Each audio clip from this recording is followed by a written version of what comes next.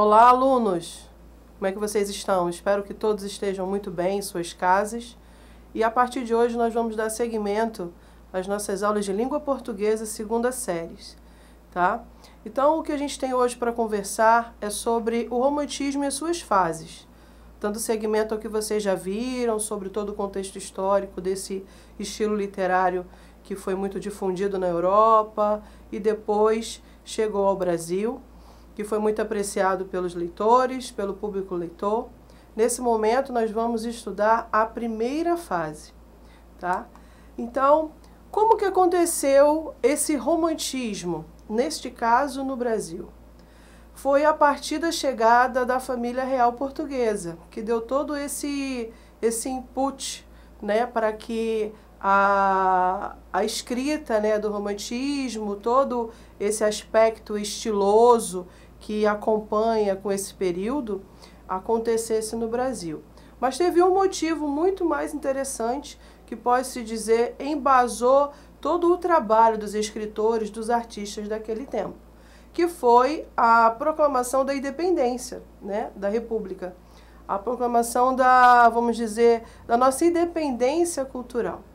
Então, o que aconteceu logo em seguida foi que, apesar de nós termos essa dita independência política e tudo mais, ainda não detínhamos o total desprendimento cultural, vamos dizer, a autenticidade cultural.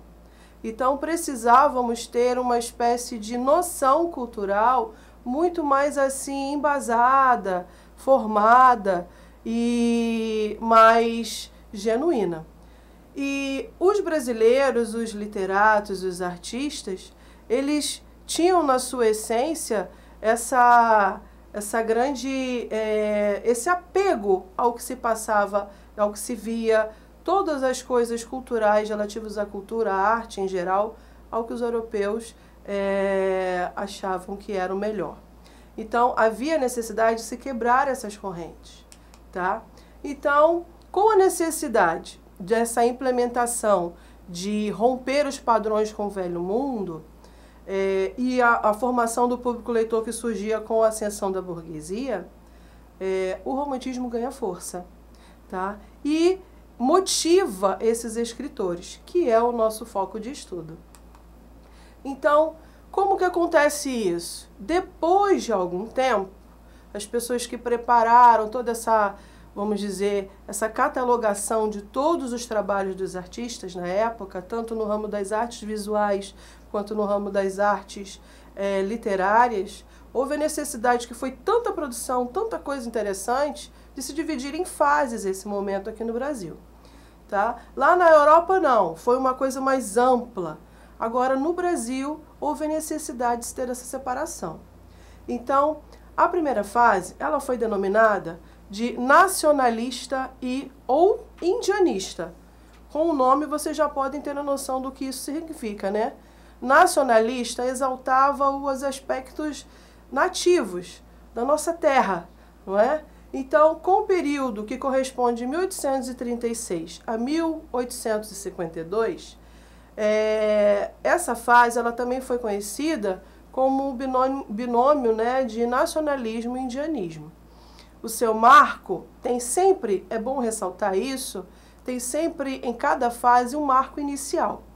E como que vocês devem perceber isso, alunos, esse marco? Como que isso acontece? A partir das publicações, né, das obras que foram marcantes e que foi o ponto zero daquele estilo. E do romantismo primeira fase, a gente tem aí um grande expoente que foi o Gonçalves de Magalhães com a obra Suspiros Poéticos e Saudades. Tá? Então, o que ele faz? Ele publica essa obra e lá no prólogo que eu coloco agora para vocês, o que é o prólogo? É um texto introdutório que os escritores tinham o prazer de fazer nas suas obras e dando a explicação a tudo que viria a ser relatado naquele livro, naquela obra-prima dele. Então, era uma máxima que os antigos tinham, de escrever isso para ambientar o que viria a ser relatado naquele livro, ser exposto. Então ali ele já diz que ele ia falar dos aspectos naturais, das impressões que ele tinha do lugar. E por que o título? Suspiros Poéticos e Saudades? Porque ele estava fora do Brasil, ele estava na Europa. Então vocês podem perceber, se tiverem a curiosidade de pesquisar, né, sobre a obra dele, que aqui não vai dar tempo de nós fazermos isso, vocês podem perceber que ele vai, a cada poema, elencando uma paisagem, uma característica de um lugar distinto. É uma obra linda e eu indico para vocês como Marco é uma grande obra que foi muito bem escolhida. Assim, ele foi o iniciador, né? O início, o precursor.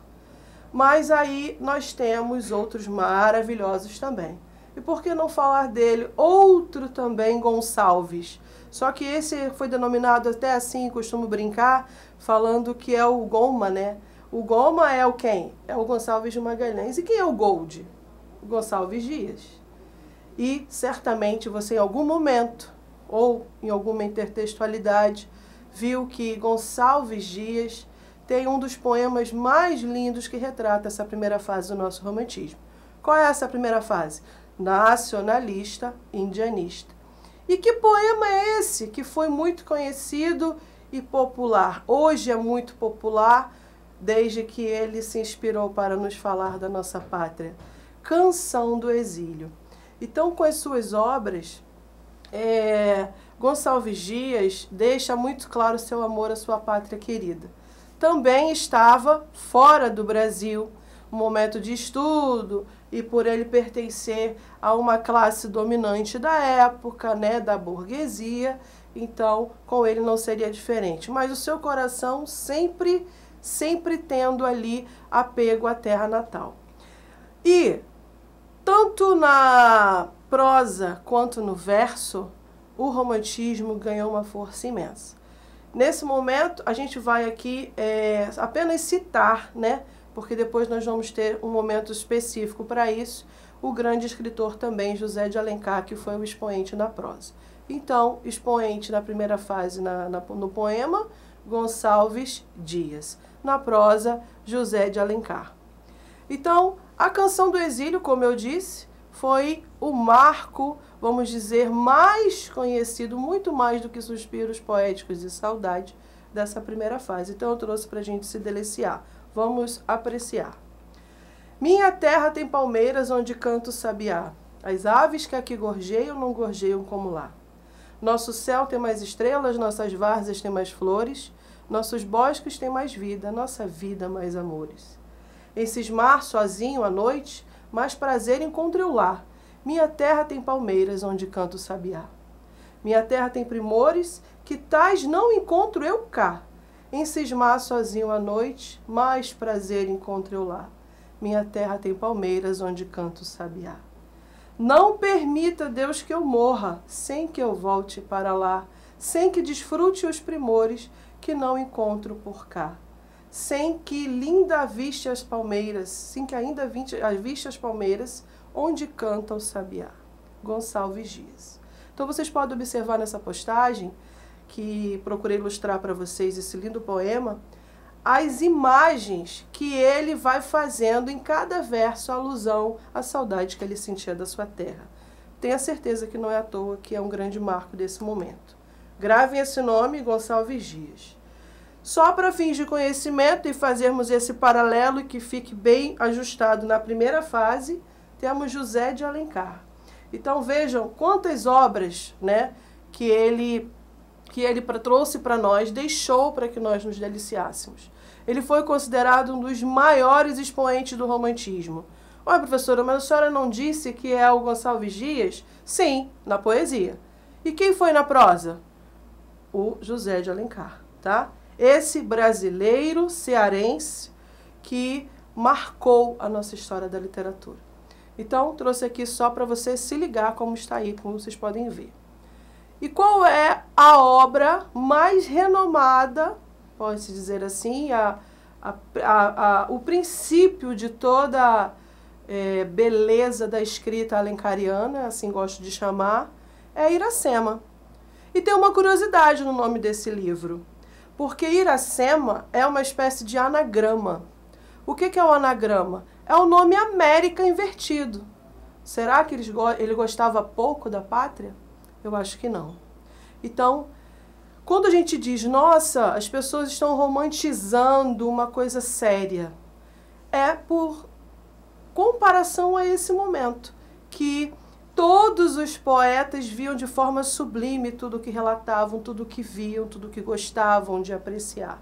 Assim foi José de Alencar com a nossa América, com o nosso Brasil, tá bom? E principalmente com o seu Nordeste, com o seu Ceará. Então tá aí um trecho dessa obra linda e uma das capas ilustradas que exemplifica essa obra de Iracema. Sugestão também para que vocês depois pesquisem. Então, recapitulando, quais são as características dessa fase que vocês sim devem ter bem claro na mente? A exaltação à natureza, não é nacionalista e indianista, isso não podia ficar de fora. Então buscava uma linguagem nova que valorizasse as características físicas, sociais, culturais desse momento, que precisava ter esse desprendimento cultural da Europa, certo? Então o que acontece? Precisávamos ter uma identidade genuína, culturalmente falando. Então, trabalhar essas características físicas desse país que foi descoberto, que foi encontrado, que foi, povoado e trazido, né, implementado uma cultura europeia, teve um determinado momento, como eu disse a vocês, que precisava o quê? Termos essa identidade totalmente autêntica. Então, primeira característica, exaltação à natureza. A segunda, não menos importante, tornar o herói brasileiro, não agora o europeu, que descobriu o Brasil, não. O índio, aquele nativo que trazia como elemento característico muito, na visão dos poetas, fique bem claro, né? Como característica peculiar o quê? O espírito de guerreiro, de herói medieval, assim como lá naqueles romances europeus, em que ele resgata a mocinha, e que ele é forte, destemido e que morre lutando. Assim foi a visão que o índio, né, ele foi passado pelos escritores. E a última, posso dizer, desta fase, o nacionalismo, o sentimento nacionalista. O que é isso? Como estávamos passando por uma recém-independência, processo de independência do Brasil, política e social, agora precisávamos o quê? Trabalhar na literatura, nas artes em geral, esse aspecto nacionalista.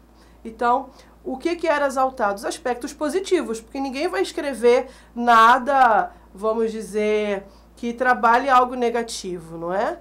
Então, o nacionalismo presente. Recapitulando, então, exaltação à natureza, indianismo, medievalismo, pode ser conhecido também, e nacionalismo. Certo? Então, o que a gente faz agora para isso ficar bem acomodado no nosso cérebro? A gente exercita. A gente faz aquele feedback com uma atividade. Então, hora da atividade legal. Qual o fator histórico relacionado à disseminação, ou seja, o que ajudou a propagar o romantismo no Brasil? Lá no primeiro slide está muito claro, inclusive através de imagens. Que foi o quê? Tempinho para vocês. A partir da chegada da família real do Brasil. Tá bom? Não duvidem nunca disso. O romantismo no Brasil deu segmento, surgiu, ganhou força a partir da chegada da família real brasileira às terras do Brasil. Tá? Segunda questão. A respeito do romantismo no Brasil, pode-se afirmar que a sua ação nacionalista deu origem às condições políticas que proporcionaram a nossa independência? Essa aí, olha os verbos das assertivas. Coincidiu com o momento decisivo da definição da nacionalidade e colaborou para essa definição? Espelhou sempre as influências estrangeiras em nada aproveitando os costumes e as cores locais? Acho que eu não falei isso. Foi decisivo para o amadurecimento dos segmentos, dos sentimentos nativistas que culminaram com a Inconfidência Mineira? Eu não falei em Minas Gerais, né? Então, preste atenção nas dicas. Ganhou relevo apenas na poesia? Talvez por falta de talentos no cultivo da ficção? Então, vamos lá, momento para pensar. Coincidiu com o momento decisivo de definição do nacionalismo e colaborou para essa definição desse momento tão bonito que foi nas artes brasileiras, tá? E também na Europa. Então, letra B. E a última aí, com um trechinho de um texto do Gonçalves Dias, o Gold, como eu gosto de chamar, cantor das selvas. Entre bravas matas, áspero tronco da palmeira escolho. Unido a ele soltarei meu canto, enquanto o vento nos palmares une, rugindo os longos encontrados leques. Então, os versos acima do poema denominado Os Timbiras, que foi uma tribo indígena dos romances dele, apresentaram características da primeira geração romântica. Eu estou afirmando. Agora, além disso, o que a gente deve perceber? Houve o apego ao equilíbrio de uma forma de expressão, de presença do nacionalismo? Houve resistência aos exageros sentimentais e à forma de expressão subordinada às emoções? A expressão foi preocupada com o senso de medida, mal do século, natureza como amiga? Transbordamento em forma de expressão ou expressão a serviço da manifestação dos estados de espírito? Momento para pensar? Então, vamos lá. Letra A. Apego ao equilíbrio na forma de expressão. Presença de nacionalismo pela temática indianista. Lembra desse nome? Indianista. E pela valorização da natureza brasileira. Lá em cima tem um comentáriozinho que depois vocês acessem para melhor esclarecimento, porque essa, embora tenha um trecho, não é nada difícil. É só você prestar atenção na aula. Agora é sua vez de exercitar em casa. E aqui eu coloco um pensamento para vocês de um grande cientista, acho que vocês conhecem, o Albert Einstein. Se quiser ser feliz, amar-se é uma meta, não as pessoas ou as coisas. Reflitam isso e pratiquem o seguinte, um resumo ilustrado, tá? Utilizando as características da primeira fase do romantismo no Brasil, que vocês têm aí elencado muito bem e depois podem conferir com outros meios de pesquisa. Tá bom? Dê o seu melhor todos os dias, como estudante, como cidadão, como brasileiro. Até a próxima aula. Obrigada.